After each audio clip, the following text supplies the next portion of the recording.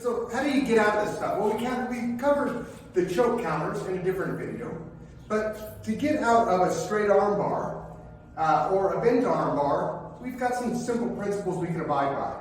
If I'm talking about a straight arm bar, basically what I need to think about doing is rotating and shrinking the arm, right? Rotate and shrink. So if he's taking me into that straight arm bar, I'm often going to do that combined with my steps. That's what I'm looking to do. One more time. He's going in, and I'm shrinking and rotating, and of course going to my palm strikes or counters. This is partly why it's so important that if he wants that move, he's got to break my base to prevent me from doing that. If I'm starting to go ahead and break the base, and I try to shrink and rotate, but I've got to go catch my balance, I'm going to have my arm exposed. I can't physically do that motion if I don't have my base underneath to do it. So that's part of the reason why he's slamming my body to take that position. And if he just stands still and tries to take it in real time, there's just no way he's going to get it. Right? So we got to make sure that we're undermining balance and base in an opponent.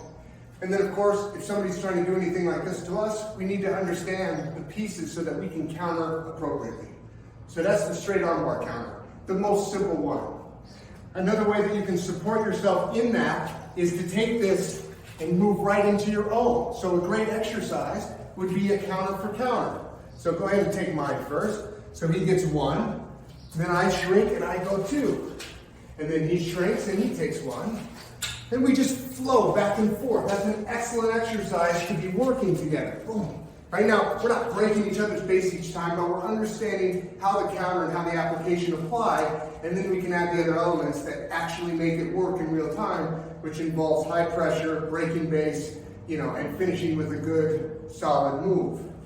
So that's the straight arm bar counter. If we look at the chicken wing counter, then what we're looking for in this case, let's turn this way, is for me to drop my base and rotate up this way, right? So I'm basically moving to that position for a beat, okay? So you'll notice that I've got to drop my base in order to do it. Let's scoot out over here so they can see a little bit more of the feet, right? So I'm often stepping out and dropping lower before I move to a counter.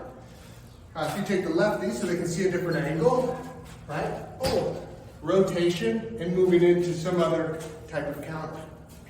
So that's it. Just moving in this way and this way. Now, you'll notice that he didn't break my base. It's another reason why he breaks my base, because my natural thing is to actually rotate to catch when he bumps me this way, or to rotate and give up a back. That's why the back take often happens out of that. So just kind of be aware, put that in the back of your mind. Now, another transition that's very common is for him to go from the chicken wing, for me to punch out, and for him to ride it right to the straight arm bar.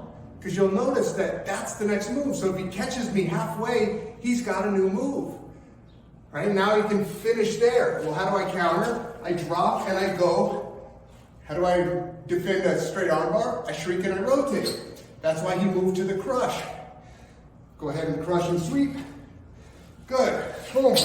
There we go. Now I'm into the choke. How do I defend the choke? Well, we're going to go into that. Like we've seen in previous videos, go ahead and take the crush again if you would, please. Great, he's crushed, he's done the gonzal sweep, he starts to go into the choke, I bring my shoulders up and I square up, right? Maybe I start to defend with my hands. This is great.